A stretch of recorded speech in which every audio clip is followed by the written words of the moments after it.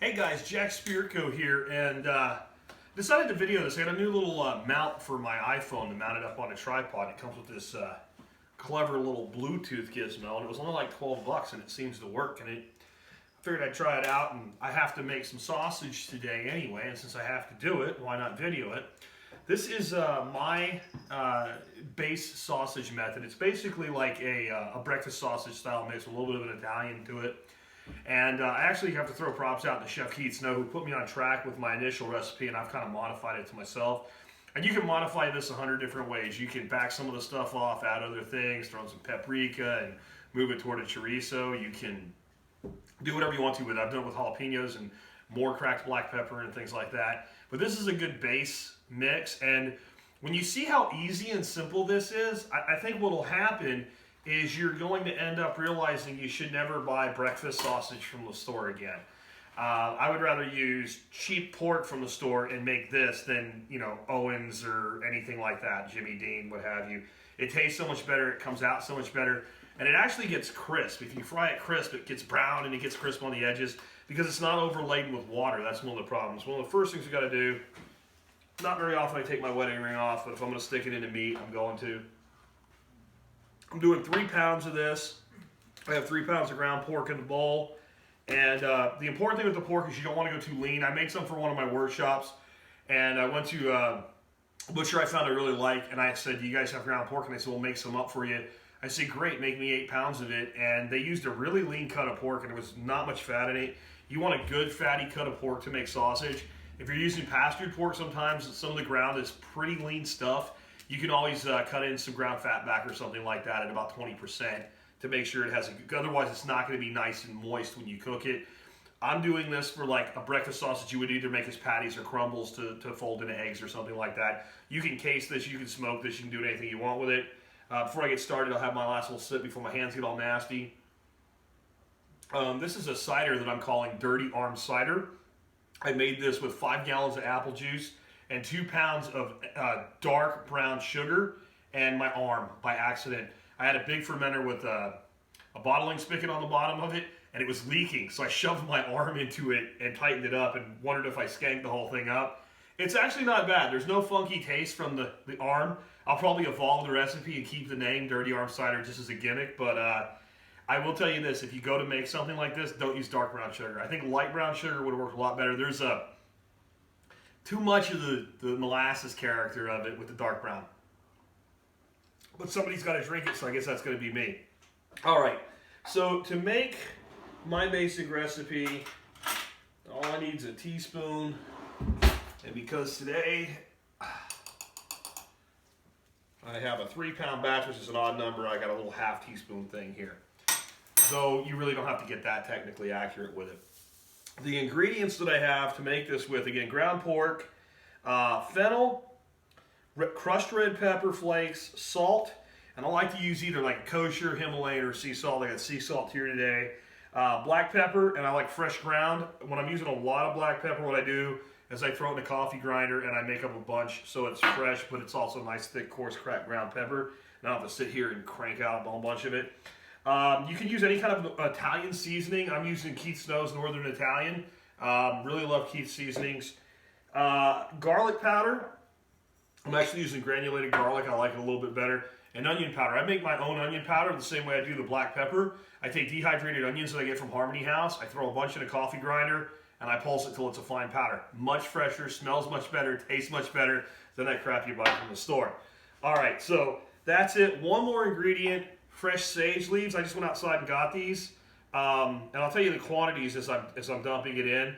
But I will say this with sage, I use 4 fresh sage leaves to the pound, and if you have to use dried sage, you need to be down around like a 1/4 teaspoon to the pound. If you don't have fresh sage, I did it once, and I used like a teaspoon to the pound, and it was awful. It tasted like eating a sagebrush.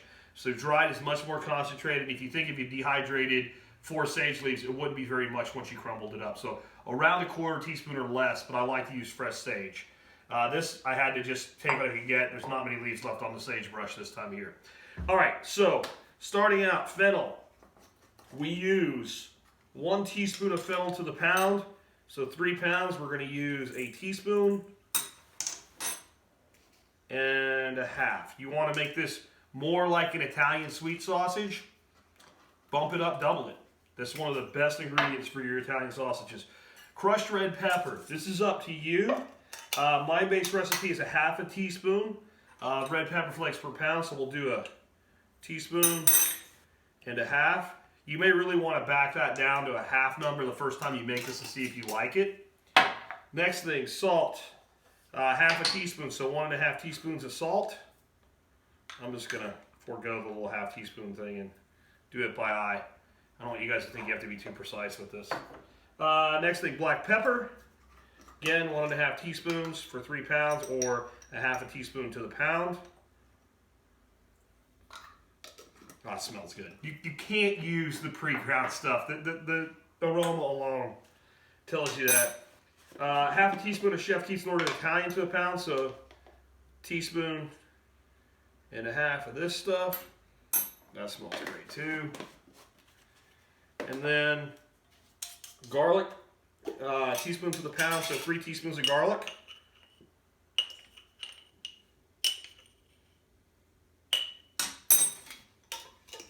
Same thing with the onion. 1 teaspoon to the pound, so 3 teaspoons of onion powder. Probably gonna have just enough. I gotta make some more. But I've got to get a new coffee grinder that I use to grind all these spices with because I destroyed mine the other day. I'll tell you how. I'll tell you how. Tried to grind some crushed oyster shells in it to make them finer for the quail. And then our 4 sage leaves to the pound, or 12 total. And I had really small leaves that were still left alive on the bush, so I just kind of estimated. Fresh sage is the way to go with this. It is so awesome. Like I said, you can use down like a 1/4 teaspoon to the pound of dried sage, but I would also tell you that honestly, I would just omit the sage before I'd use dried sage. I really don't like the way dried sage comes out. That's the freshest, the best. So once you got everything in there, nothing to it, guys. Mix it. Mix it up. And before I get the other hand in there,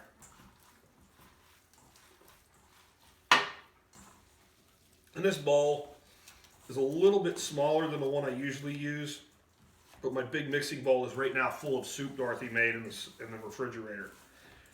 So what I think I'm actually going to do here, that bowl's going to be fine for aging it, but we're going to do it more like we're kneading bread here.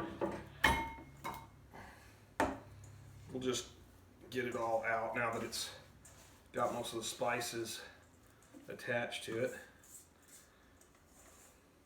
And we'll do it. That's good anyway, because you can see, and this is actually really a great way to mix meat, because you can pull it up, and because you're doing 2 things here. One, yes, we're mixing the spice and seasonings into it. But the other thing we're doing is we're actually breaking down the fats. And you'll actually feel at some point the texture of the meat change. And we've been talking about getting one of those kitchen-made stand mixers for a long time. And they have a meat mixer attachment and pretty big bowl, like 3 times the size of that. And I can whip up 10 pounds of this really quick. Not to mention they have a little grinder attachment too. And we really need to do that. We don't need to do that. If we needed to do that, we'd all be dead by now for not doing it. But we want to do that. But just haven't yet.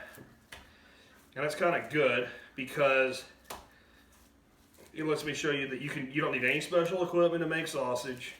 Now you do if you want to case it, and that would be another reason to get one of those stand mixers. They have a little sausage casing attachment. But casing sausage is actually kind of a pain. And unless you're going to smoke it or dry age it or something like that, it don't taste no different if you put it in a case. And if you want it to be sausage shaped, you can always kind of roll it into a sausage shape and cook it that way instead of a patty. But I make all kinds of sausage this way. I do my jalapeno and black pepper and garlic version of this, which basically is this: take out the fennel, add jalapeno, and increase the black pepper. And you do that with fresh jalapenos, and man, that is really, really good. And when I do that, I also omit the red pepper, because you don't need the red pepper competing with your jalapenos. But as you can see, the meat is starting to get this kind of almost dough-like consistency to it. And that's what you're trying to do. You're trying to actually get some of the fat to bind up with the proteins. Otherwise, it's just like cooking ground meat instead of sausage with some seasoning on it. And by getting those to bind together, the pork is really a lean protein, a very lean protein, and it can dry out really, really easily. And that's why I said if you have really lean pork, you want to add some fat to it, or you end up with a sausage that tastes really good on the taste side and looks really good, but it just has terrible texture. It has this very dry taste to it, and you want it to be good, and you like the flavor, but you just don't like the overall experience. And we're only doing 3 pounds. It's not a lot of mixing. That's really about it. I can tell that the meat is really, you can see how it's sticking to my fingers like that. Now it's forming like a casing on my fingers. And that's pretty much it. And you can cook this right away. And if you want the secret to doing it right, what we'll do now is we'll take this, pop that in the bowl. And what I'll do is I'll cover that with aluminum foil, and I'll put that in the refrigerator. I'll let it sit overnight and let those flavors bond up.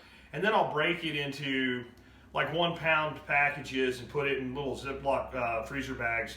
Not Ziploc freezer, vacuum seal. We have vacuum sealed bags that have a Ziploc on them, small ones from Cabela's, and I'll do that in 3 portions.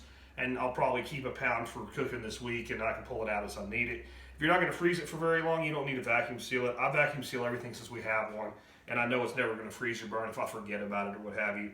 Write the date on it. Give this a try.